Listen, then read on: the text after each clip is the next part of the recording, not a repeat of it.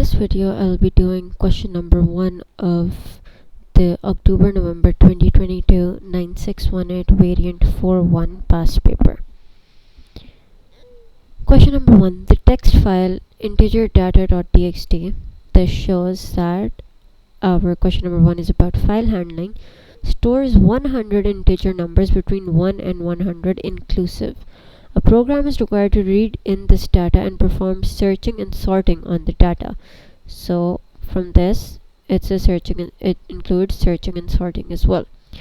Write program code to declare a 1D array with space for 100 integer values. So we just need to make an array that stores 100 integer values. So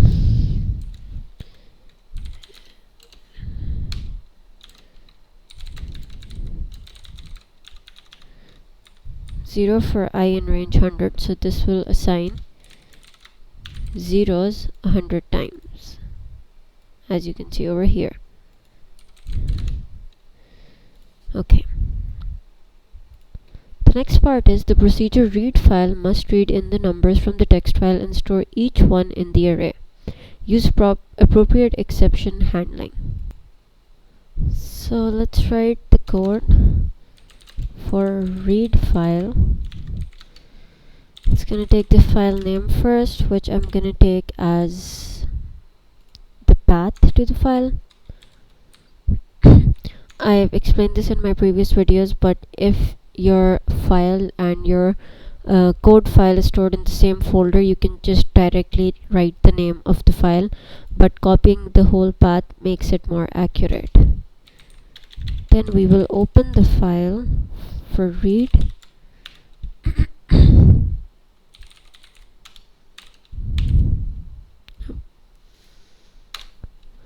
The next step is to read all the numbers from the text file and then store each of them in the array. So for x in range 100, we will read all of them. Data will be int file dot readline. The file is something like this. This is our file. We'll convert it into int data type, and then we're going to write it in the array. Array index x will be equal to data, and after this we'll do file dot close.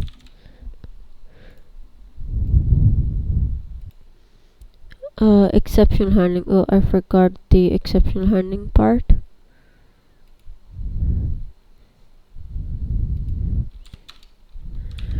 Try. Then we indent all of these inside try.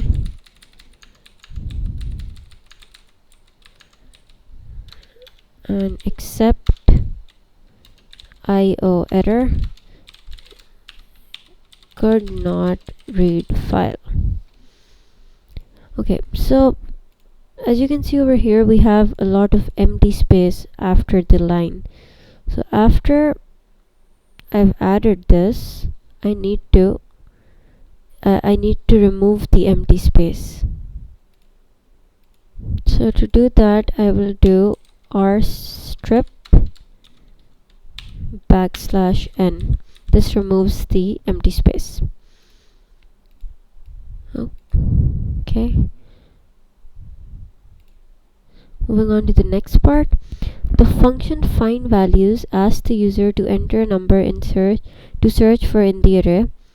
The number input must be a whole number. The function then returns the number of times the number input appears in the array. Okay, before we do that, let me just check if read file works.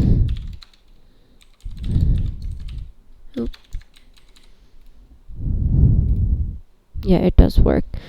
We have 64, 641. Yeah. So after this, we are going to do find values. We're going to take an input which will be number that we're going to find. Then we're going to take a variable count, which will represent how many times the number has occurred. And then for x in range 100, because we have 100 elements in the array, if what was the name of the array? If array x is equals to number, we're going to increment count by 1. And after going through the whole array, we will return count. I think that was all that was required. Ask the user to enter a number to search for in the array. The number input must be a whole number. Oh, we have to give this condition as well. We will give it later. We don't have, because this just takes the parameter. Or does it take an input? It takes an input. We are not going to take a parameter here. Let's take a number -1. Then the condition while number is less than 1 or number is greater than 100. We will take the input.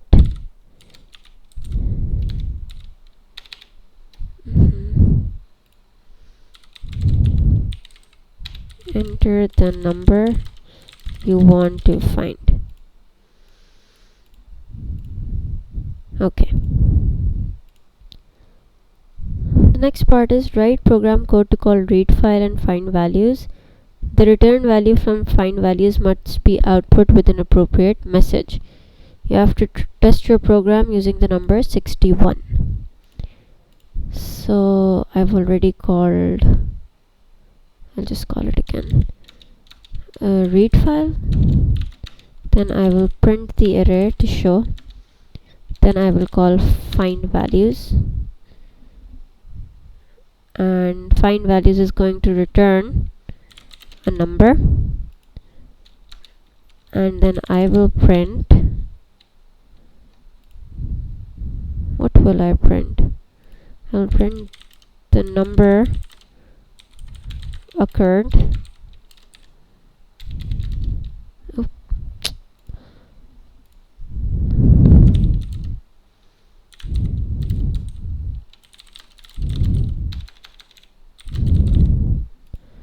Okay, let's see. Enter the number you want to find, 61. It occurred 2 times in the file, so let's see, 61 once, 61 twice. Yeah, it did occur just 2 times, so this is correct. Then we have the procedure bubble sort needs to perform a bubble sort on the array and print the contents of the sorted array. So what was bubble sort? It took a nested loop, and it would swap the 2 elements if they were not in order. So the basic concept of bubble sort is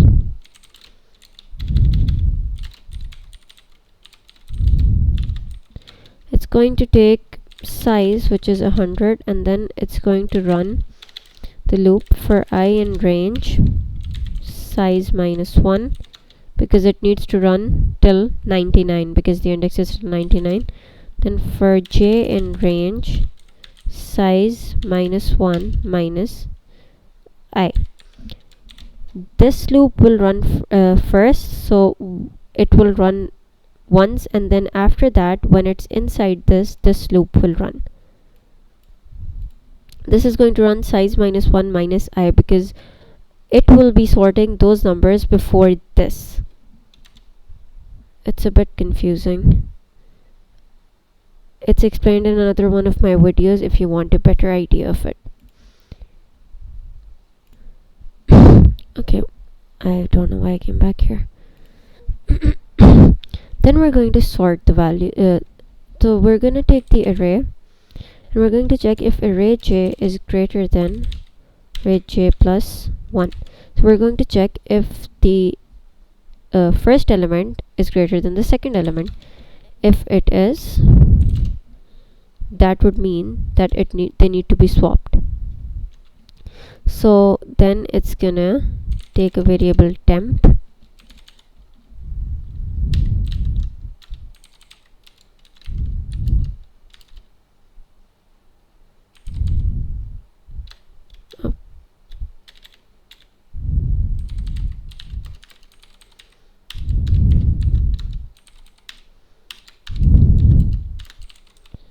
this is how the values will be sorted.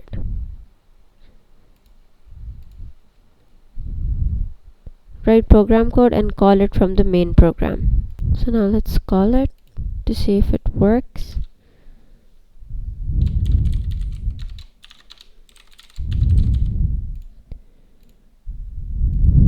Let's clear this. So enter the number you want to find. We had, let's just do 99, the number, and now as you can see, it has sorted all 100 numbers in ascending order, starting from 2 and going till 100. I think that was all for this question. I'll be doing question number 2 in the next video.